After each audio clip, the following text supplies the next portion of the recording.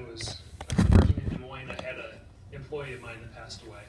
And when it was the time to be at the funeral, the night before the visitation, they asked for questions and opportunities to talk amongst each other about great stories.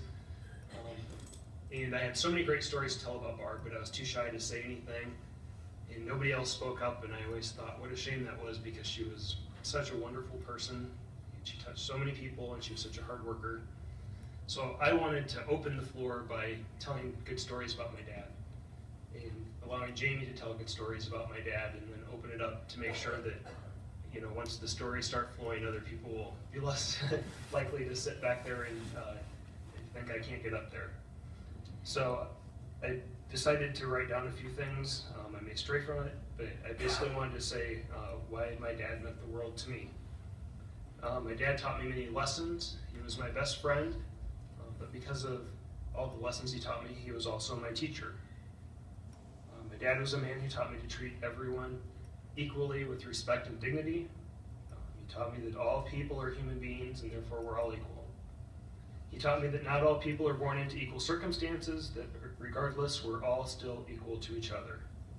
Some people need to work a little bit harder to get ahead because of where we start, but we must support all of those who are in need so that we can all progress. And I think tomorrow the pastor will talk a little bit and explain in his service one of the utmost principles of life is to care for the least amongst us. Dad often said that when you see someone who needs help, lend support, even if it's just encouragement. Dad may not have been overly spiritual, but he lived by the golden rule. And Dad instilled that in me, and I'll certainly carry that forward throughout my life. And I ask that all of you do that as well. We all have our own beliefs, but as long as we value each other, Dad was always satisfied in that end. And I think one of the things you can do each day to make someone else's day better is just to smile, say hello, because a lot of times people don't have people do that to them. And when you do that, then think of my dad to know that you made a little bit of a difference in that one person's life. Dad taught me to be kind, at least in public, or unless you're watching a ball game. And while my dad had a dry sense of humor, he was never purposefully hurtful to anyone or to anything. A great story some of you may have heard even here, because we have the cruise pictures over here, happened when we were on the big adventure family cruise. My mom didn't want her picture taken when we were having the group photo. And after much back and forth, Dad finally said, "Would you just sit down and have your picture taken? You're no uglier than the rest of them." And technically he was right. So he would often say what needed to be said and then crack a smile just to let you know that there were no hard feelings. And his few words often spoke volumes. Dad and his dad Leonard taught me that it was okay to be an introvert. It's okay to enjoy time alone for ourselves with peace and quiet. He was as happy and at peace on his chair by the window with Truman and Bessie and Simon, and before them Bear and Fritzy and Peppy, as he was, going down to Des Moines for a big football game or going to another school activity of Jacob's. He was happy being alone in his chair by the window. While Dad had many friends, he also had a few very good friends. Whenever he needed anything, his deepest friendships were a gift to him. Especially with such a large and loving family, Dad would never have to be alone unless he wanted to be. And often he did, but he always knew that his brothers and sisters and his extended family were just a phone call away. I know a few people who worked harder than my dad. Anyone that knew Dad knew he was a gentle, fragile appearing man, but man, he was quite a worker.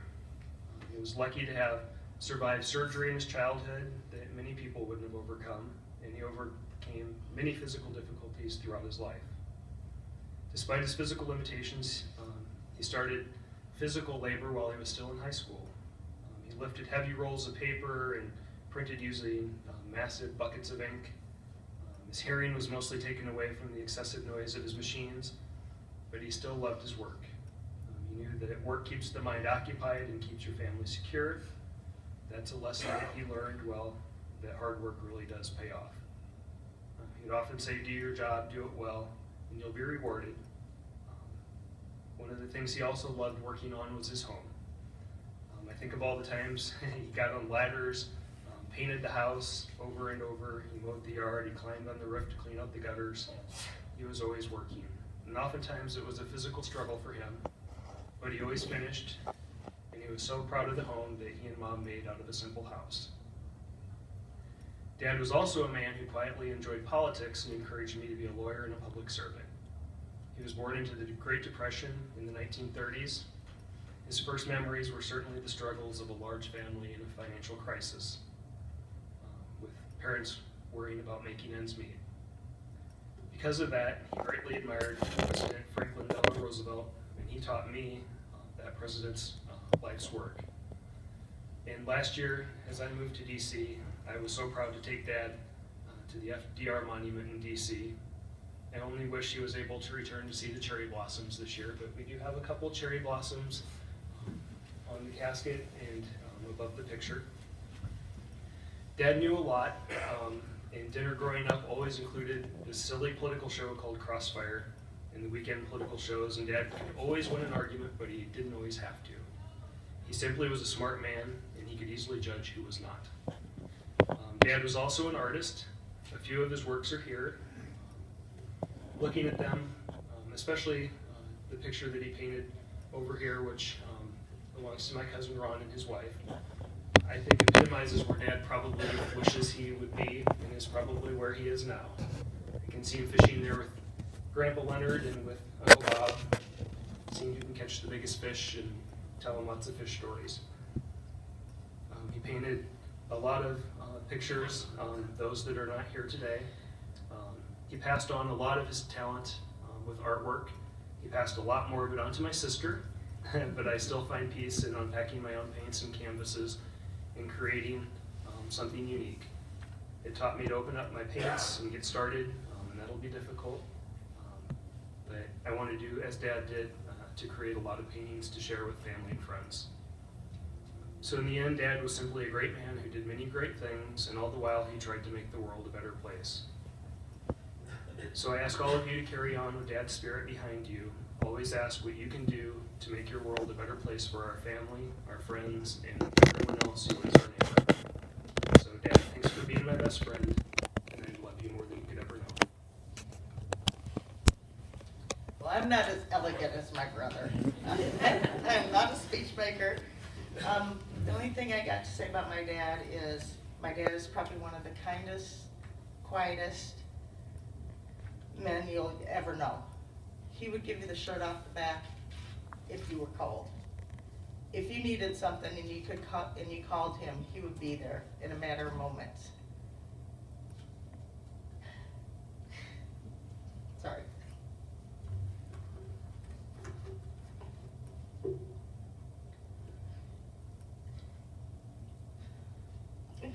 My dad was there when my son Jacob was born. Thank you. That's right. Dad was there when Jacob was born, and Jacob was certainly one of the things that he was most proud of.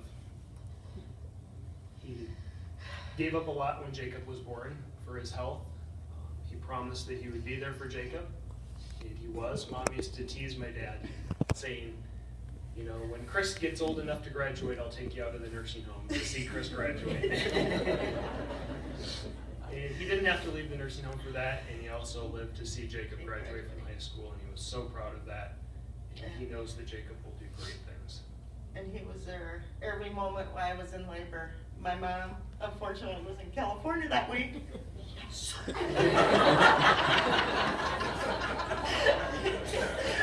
Sorry, Mom, just a joke.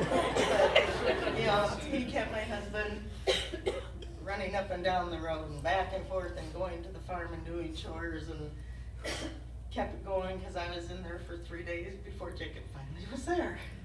So thank your dad for that. So with that, I think we'll ask Jacob, since we've been talking about him, to come up and read a poem that he wanted to read for his grandma.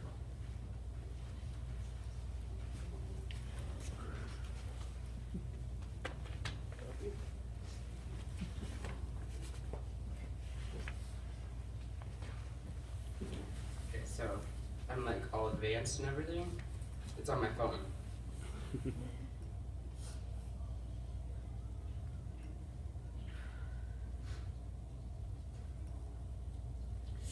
It's called Grandpa's Gone to Heaven.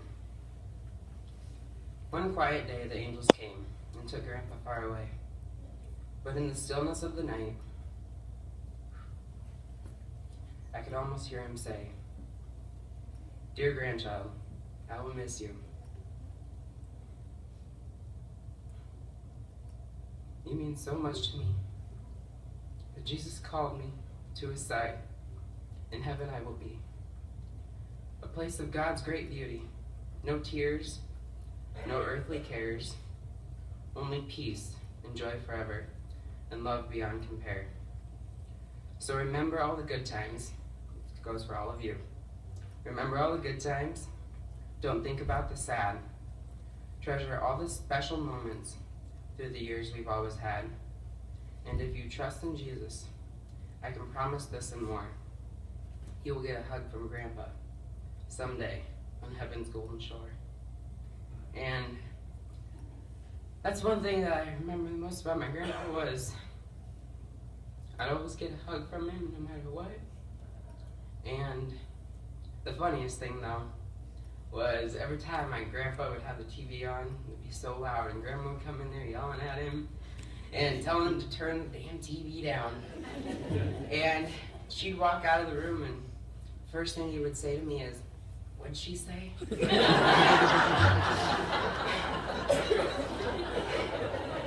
And he knew the whole time that she wanted him to turn the TV down, but he just chose to ignore.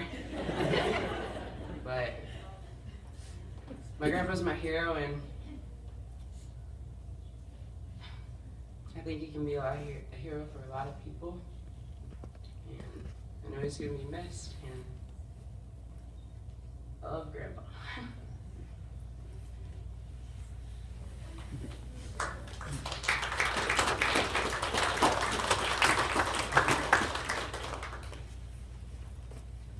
Okay, not to put anybody on the spot, but I think, Dennis, you said you had a couple things you wanted to say?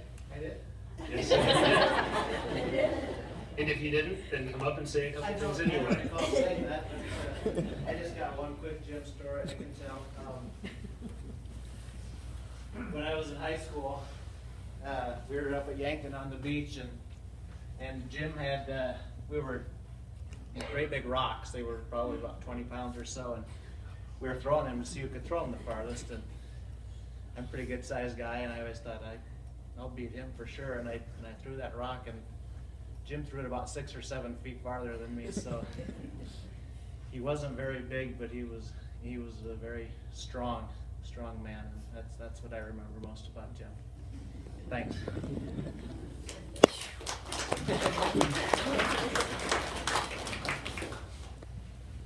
Is there anybody else that would like to come up and say anything? Any of the brothers or sisters, sister-in-laws?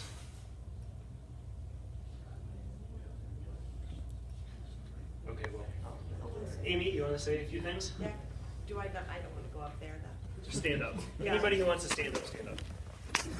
When my sister and I were growing up,